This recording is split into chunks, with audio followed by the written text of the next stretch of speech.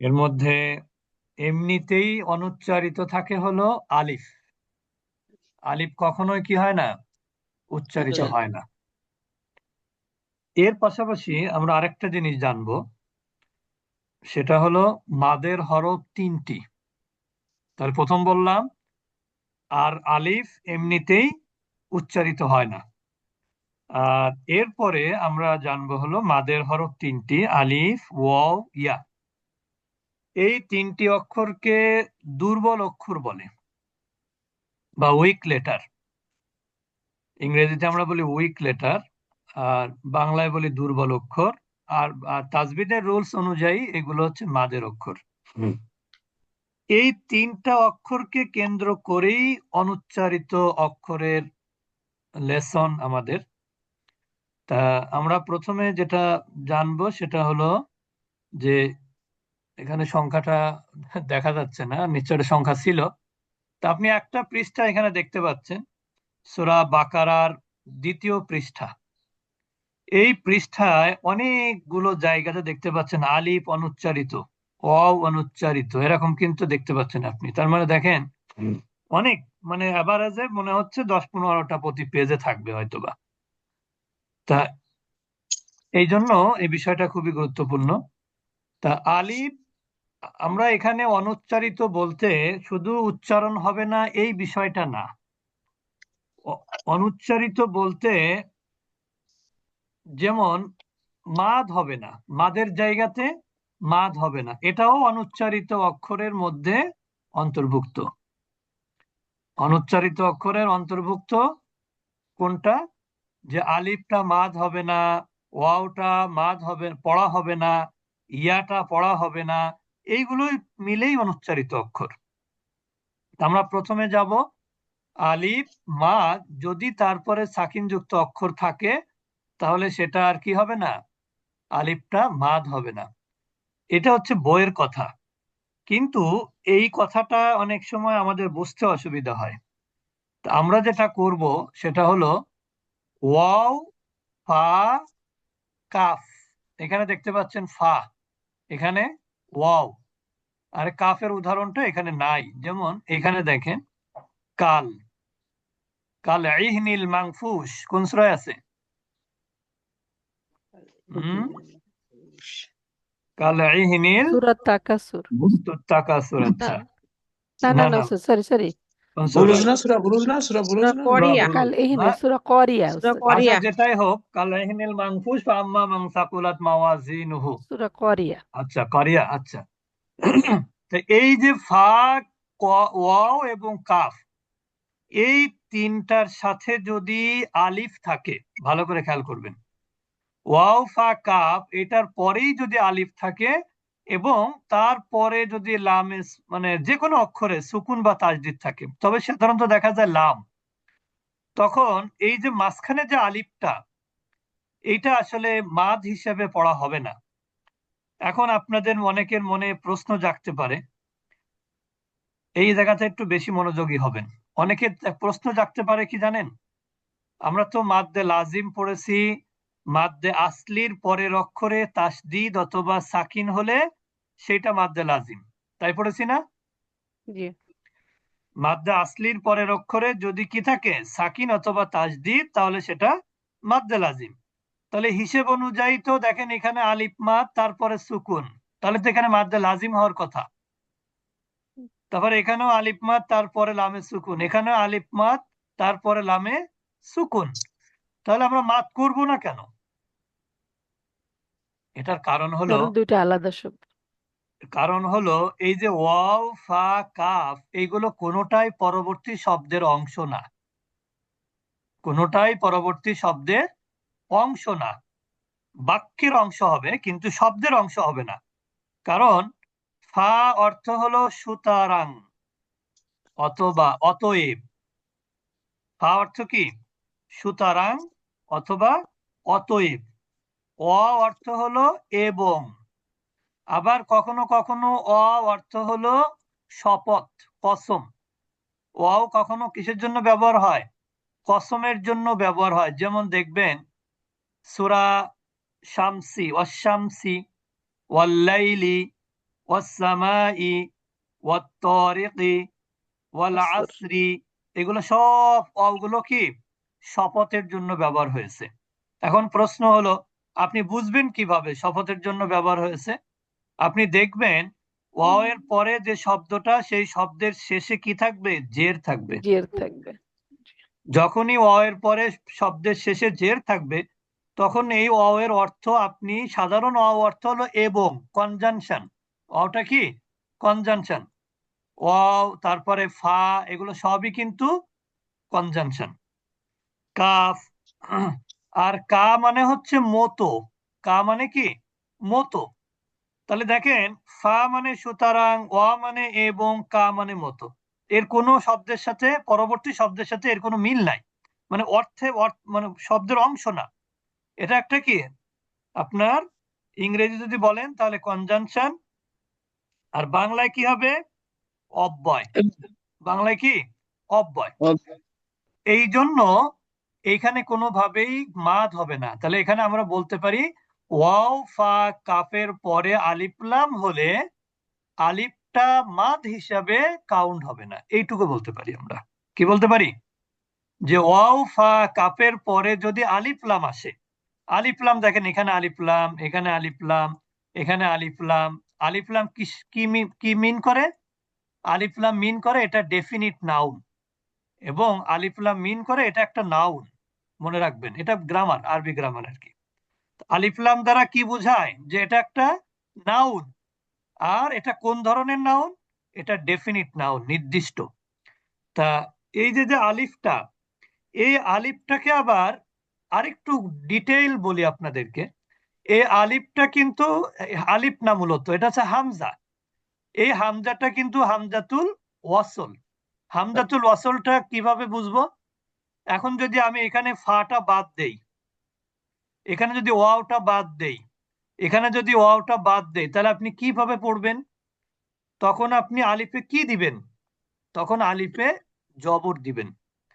এই আলিফে কেন জবর দিবেন, এটা কিন্তু আমরা আগামী ক্লাসে পড়বো ইনশাল্লাহ। এটা আমাদের একটা নিয়ম, তাজবিদের নিয়ম আছে, কি কেন জবর দিব। তাহলে আমরা কি বললাম? যে ওয়াও ফা কাপটা যদি আমরা কি করি, উম, কোরআনে যদি এই ওয়াওটাকে বাদ দিয়ে পড়ি, কথার কথা, তাহলে আপনি কি পড়বেন? আশ-শামসু পড়বেন।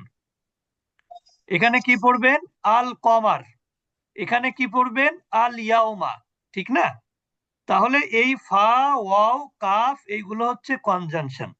তো এই কনজাংশনের পরে আপনার যদি আলিফ লাম আসে, তাহলে সে আলিফটা একে তো অনুচ্চারিত, দ্বিতীয়ত এটা মাদ হিসাবেও কাউন্ট হবে না। সবাই বুঝেছেন? হ্যাঁ? জি স্যার। না বুঝলে কিন্তু প্রশ্ন করবেন, না বুঝে চুপচাপ থাকলে নিজেরই লস। আচ্ছা, বুঝেছেন, আলহামদুলিল্লাহ। তাহলে আমরা একটা জিনিস মনে রাখবো, ওয়াওফা কাপ এই ধরনের শব্দের সাথে, এই ধরনের অব্যয়ের সাথে যদি আলিফ লাম যুক্ত শব্দ হয়, তাহলে ওই আলিফটা না মাদ হিসেবে কাউন্ট হবে, না আপনার আলিফটা পড়া হবে। কোনোটাই হবে না, পড়াও হবে না, মাদ হিসেবেও কাউন্ট হবে না। দেখেন, মাদ হিসেবে কাউন্ট হবে না বা আহ, মানে পড়া হবে না, দুইটা কিন্তু ভিন্ন বিষয়। এটা কিন্তু আবার একসাথে করে ফেললে হবে না। মাদ হিসেবে কাউন্ট হবে না মানে মাদ হবে না, বাস। কিন্তু ওয়াওটা পড়া হবে না কেন? আলিফটা, কারণ আমরা তো জানি যে এখানে এর পূর্বে যদি কোনো এরকম কনজাংশন থাকে, তখন এইটা মৌলিক দিক থেকে এটা হামজা। কিন্তু কনজাংশন আসলে তখন সেটার হামজা থাকে না, তখন সেটা কি হয়ে যায়? আলিফ হয়ে যায়। তখন সেটা আলিফ হয়ে যায়। তার কারণ কি? আলিফ এই জন্য হয় কারণ এটা মূলত হামজাতুল ওয়াসল। তা হামজাতুল ওয়াসলটা যখন ইন্ডিভিজুয়ালি পড়া হবে, তখন হামজাই থাকবে। কিন্তু যখন পূর্ববর্তী অব্যয় বা অন্য কোনো শব্দের সাথে পড়া হবে, তখন ওইটার হামজা থাকে না, তখন এটা কি হয়ে যায়? আলিফ হয়ে যায়। দেখবেন কোরআনের মধ্যে এরকম জায়গাতে আলিফের উপরে কিছু থাকে না, আলিফ খালি থাকে। বুঝেছেন? জি। তাহলে আলিফ খালি থাকলে আমাদের ও একটা থিওরি আছে, no sign no sound. No sound. অর্থাৎ যে অক্ষরে কোনো সাইন থাকবে না, হরকত থাকবে না, সেটা আমরা পড়বো না। তাহলে এখানে তিনটে জিনিস আপনি শিখলেন, শেখার দরকার ছিল একটা, শিখলেন কয়টা? তিনটা। এরপর আমরা চলে যাব দ্বিতীয় নিয়মে। এই যে দেখতে পাচ্ছেন আলিফের উপরে কিন্তু ডট, সার্কেল। আলিফের উপরে কি? সার্কেল। এটা কিন্তু সাকিন না, খেয়াল করবেন। এটা কি না? সাকিন না, এটাও সাকিন না। তাহলে এটা হচ্ছে সার্কেল, হ্যাঁ, বা ডট। আলিফের উপরে যদি ডট থাকে তাহলে ওই আলিফটাকেও পড়া হবে না বা মাদ হবে না। ওই আলিফটাকে কি হবে না? পড়া হবে না এবং মাদ হবে না। যেমন দেখেন আফা ইন, এটা কি পড়বেন? আফা ইন। লি শাই ইন, এখানে কিন্তু এই আলিফটা পড়া হচ্ছে না। ওয়ামালা ইহি, এই ডটটা কিন্তু কোনো হরকত না, এই জন্য পড়া হচ্ছে না, ঠিক না? এটা হচ্ছে একটা ডট চিহ্ন। অর্থাৎ এই ডটটা দেওয়ার উদ্দেশ্য হলো এই আলিফটাকে যেন কেউ মাদ না মনে করে। দেখেন এই ডট চিহ্ন যদি না থাকতো তাহলে আপনি কিভাবে পড়তেন? আফা ইন, তাই পড়তেন না? জি। তাহলে আপনার এই মাদটাকে কে মানে ঠেকালো, কে মাদ না হওয়াটাকে? এর ব্যারিয়ার কে? ডট গর্বিত চিহ্ন। আলিফ বৃত্তটা। ডট চিহ্ন। এই ডট চিহ্নটাই আপনাকে বলছে এখানে মাদ করবে না, ঠিক না? এই ডট চিহ্নটা কি বলছে? এখানে মাদ করা বা এই আলিফটা মাদ করা যাবে না। যেমন এখানে ডট, আমি সবগুলো ডট ক্রস করে দিলাম। আপনি কিন্তু এখন কিভাবে পড়বেন? আফা ইন, লিশাই ইন, এখানে কিন্তু আর মাধ্যম মানে লাজিম হওয়ার একটা সম্ভাবনা তৈরি হবে। ওয়া মালাইহি, কিন্তু যখনই ডট দিবেন আলিফের উপরে তখন এই ধরনের মাদ করা যাবে না। তাহলে এখানে ডটটা একটা ফ্যাক্টর, ঠিক না? এই ডটটাকে কেউ সাকিন মনে করবেন না। সাকিন এক জিনিস, ডট আলাদা জিনিস। আচ্ছা, সাকিন কিন্তু স্যার, এই ধর, জি বলেন। স্যার এই কোরআনের সব সব সব কোরআনের মধ্যে কি ডটই থাকবে না অন্য কোনো সিম্বল থাকতে পারে? না, এখানে ডট থাকবে, কোন ডটই থাকবে সব কোরআনে, অন্য কোনো স্যার পথ স্যার নেই, অন্য স্যার, কোনো এটা কোথায় পথ নেই। কোরআনের কোন সূরার কোথায় আছে এই ডটটা? একটা এটাতে দুইটা শব্দ বলা দিয়ে যাবে? সার্চ দিতে হবে, শব্দ দিয়ে কোরআন এই সার্চ দিয়ে আমি বলতে পারবো ইনশাল্লাহ। এখন তো খুব আচ্ছা, সময় লাগবে, এটা আচ্ছা, আগামী ঠিক ক্লাসে আছে একটু মনে করে দিবেন ইনশাল্লাহ। ইনশাল্লাহ। আচ্ছা, তাহলে আফাইন, লিশাইইন, ওয়া মালাইহি। তাহলে আমরা এখানে আলিফটা মাদের অবস্থায় থাকলেও উপরে ডট চিহ্ন থাকাতে আমরা এখানে মাদ করব না। এখানে আরেকটা জিনিস বলি, আরেকটা কনফিউশন হতে পারে। সেটা হলো আপনি যদি এটাকে সুকুন মনে করেন তাহলেও কিন্তু আপনি পড়তে পারছেন, এইভাবে পড়বেন তখন আফা, আফা ইন, আফা ইন, সেটাও কিন্তু আমরা পড়ছি না। লিসা, এখানে কিন্তু ডাবল সুকুন, এটা কিন্তু পড়ার সুযোগই নাই। অমালা ইহি, বুঝতে পেরেছেন এবার? যে এখানে আপনার আলিফের উপরে অসুস্থ হয়ে গেছে আলিফের উপরে ডট চিহ্ন থাকার কারণে আপনি এখানে পড়তে পারছেন না। আলিফের উপরে ডট চিহ্ন থাকার কারণে এখানে আপনি আলিফটাকে মাদ হিসেবেও পড়তে পারছেন না, আর আলিফ তো এমনিতেই পড়তে পারবেন না, হরকতবিহীন আলিফ। 2 নম্বর নিয়ম গেল। এরপরে হলো আমরা একটু মিউট করে দিব যারা কোহোস্ট আছেন, একটু যাদের কথা বলতেছে পারিবারিক কথাবার্তা, তাদের একটু মিউট করে দিব। এবার দেখেন একটা জিনিস, মানে চিহ্ন আপনার পড়াটার ধরন চেঞ্জ করে দিবে। এখানে একটা জিনিস খেয়াল করেন, এই যে দেখেন লা ইলাল্লাহি, আসলে কিন্তু ফন্ট চেঞ্জ হওয়ার কারণে এখানে কিন্তু এটা সুকুনের মতন হয়ে গেছে। তাহলে খেয়াল করেন, ডট আর সুকুন কিন্তু এক জিনিস না। এখানে এখানে আলিফের উপরে কিন্তু কি হবে? ডট হবে, কিন্তু চিহ্নটা অনেকটা সুকুনের মতন না? আসলে চিহ্নটা সুকুনের মতন হয়ে গেছে, ফন্টটা চেঞ্জ হয়ে গেছে। এই কোরআনের লেখার ফন্টটা এখানে এসে যে কোনো ভাবে চেঞ্জ হয়ে গেছে, কিন্তু আসলে এটা কি হবে? লা ইলাল্লাহ, এখানে ডটই হবে, এটাও কি ডট, এই লাতেও ডট, বুঝতে পেরেছেন? এইটা কিন্তু আবার সুকুন, এই যে বিসা, এটা কি সুকুন। আর এখানে ডট সম্ভবত এখানে ছিল আলিফের উপর, এটা মনে হয় বাদ পড়ে গেছে। তাহলে এটা কিন্তু সুকুন। এখন বলতে পারেন গোল চিহ্ন তো দুইটাই, কোনটা সুকুন কোনটা ডট? ডটটার মাঝখানে কোনো থাকবে না, বুঝতে পেরেছেন? ডটটা ভরাট থাকবে একবারে। সার্কেলটা কি থাকবে, একবারে ফুললি ভরাট করে দিতে হবে, এখানে কোনো মাঝখানে কোনো ফাঁকা চিহ্ন থাকবে না, এটা হলো ডট। আর যেটা চিহ্ন থাকবে সুকুন, ওটা হলো সুকুন। এক এক কোরআনে এক এক রকম হতে পারে, মানে এই চিহ্নটা। আচ্ছা, তাহলে এটা ওই 2 নম্বর নিয়মেরই অংশ। 3 নম্বর হলো আনায় টানা মানা। আনায় টানা মানা আমরা অনেকেই হয়তো বা পড়ে আসি বা পড়েছি যে আনায় 4 জায়গায় টানা যায়, এই কথাটা পরিপূর্ণরূপে ভুল।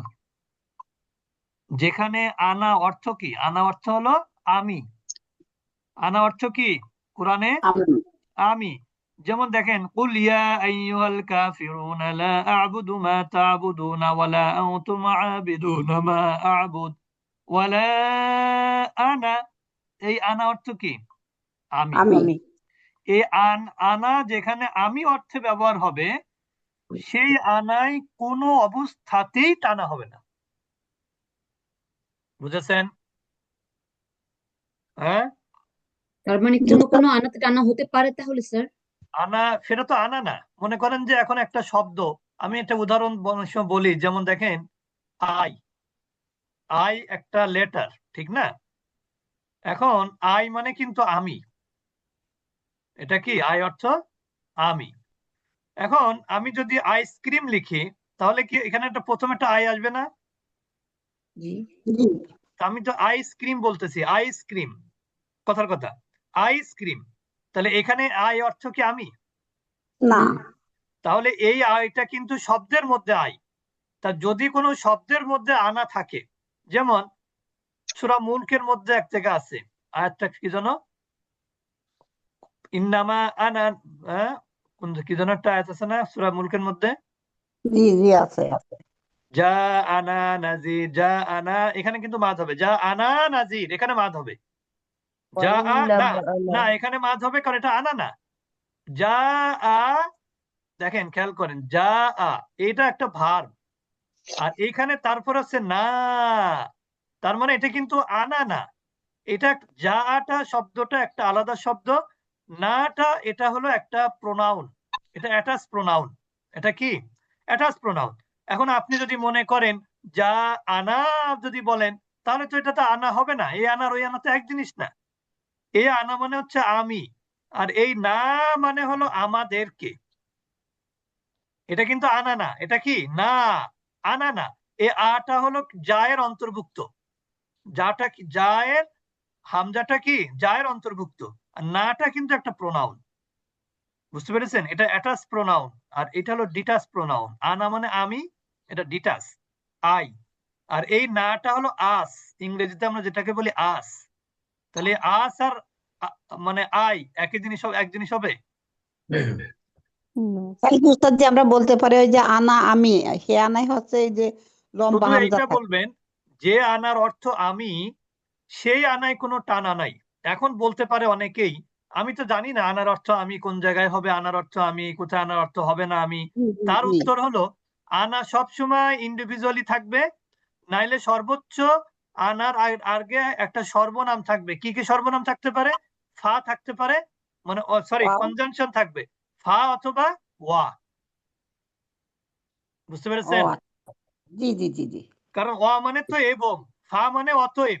তাহলে অর্থ কি হবে? এবং আমি, অতএব আমি। বুঝতে পেরেছেন এবার? আচ্ছা উস্তাদ জি এর জি বাহিরে জি। আনা কারোর সাথে মিলে আসতে পারে, যেমন আনা মিলা মিনাল গয়জ, আনা মিলা, এটা একটা শব্দ, ফুল এই 4টা বর্ণ মিলে একটা শব্দ। তাহলে আপনি তো এটাকে সেটার সাথে তো আর এই আনা মিলাতে পারবেন না। বুঝেছেন এবার? উস্তাদ জি। ওই ওই যে আনার সাথে ওই যে এটা মানে আলিফটা যুক্ত থাকার কারণটা কি? কোন আলিফ কোন জায়গায়? আনা আনা আনা এই যে আমরা মাদ এটা দিব তো না ঠিক আলিফ না, আছে, এটা তো কিন্তু হামজা, হামজা। না সেটা যুক্ত থাকার এই কি কারণ, মানে এটা কি ওই ও, অন্য কোনো কারণ আছে নাকি? যুক্ত মানে থাকা মনে বুঝি নাই। মানে আনা মানে এই ফর্মে না থাকে, যদি শুধুমাত্র আনা থাকতো, আলিফটা বা হামজাটা বাদ দিয়ে যদি আনা উচ্চারণ করতো, তাহলে সমস্যা কি থাকতো? আলিফটা বাদ দিলে তো আনা উচ্চারণ হবে না, তখন তো শুধু না হবে। তাই? হ্যাঁ, কিছু না মানে না আমার আনার কাছে কথা বলছি। নাটা তো একটা কনজাংট, মানে এটা একটা প্রোনাউন, অ্যাটাচ প্রোনাউন। না মানে হচ্ছে আমাদেরকে, না, আমি অথবা ওইটাই বলছি। না আমি বলেছি কি, আমার মনে হয় উনি বলতে চাচ্ছেন যে এই যে নুনের সাথে যে আলিফটা, এই আলিফটার কথা পিছনে যে বলছেন, আলিফ সেইটার যে কথা ওই ও বলছি। আলিফটার আচ্ছা কথা আচ্ছা আচ্ছা, বলছেন যে এই না তাহলে নুনের সাথে আলিফটা না আলিফটা হলে তো আর আমি যুক্ত না অর্থ থাকলে হবে না। কিন্তু আলিফটা না হলে আমি অর্থ হবে। যেমন আপনি যদি বলেন ইউ, ওয়াই ও ইউ, এখন আপনি অনেক সময় সংক্ষেপে আমরা ইউ লিখে দিই, ঠিক না? ইউ মানেও জি জি তুমি, ইউ জি মানেও জি তুমি, এই ইউ মানেও তুমি। দেখুন জি এই জি ব্যবহারটা কি সারা পৃথিবীতে হয়? নাকি আমরা সংক্ষেপে ফেসবুকে বা মেসেজ লিখতে গেলে সংক্ষেপে লিখি, কিন্তু এটা কি কোনো মানে না, কোনো ফর্মাল লিখিত কথা না, কোনো, এটা ঠিক আছে। এটা কোনো লিখিত কোনো কোনো ফর্ম না, ঠিক না? কোনো ফর্মাল কথা না, কিন্তু কথা ফর্মাল না এটা। এটা। আচ্ছা, আচ্ছা, যাক, আনার, হ্যাঁ। আনারটা ফর্মাল হচ্ছে, আনার সাথে না নুনের সাথে একটা আলিফ হবে, তখন এটা আনার অর্থ হবে আমি। কিন্তু যখন আলিফটা বাদ দিবেন তখন কোনো অর্থই হবে না, এই আনার কোনো অর্থই নাই।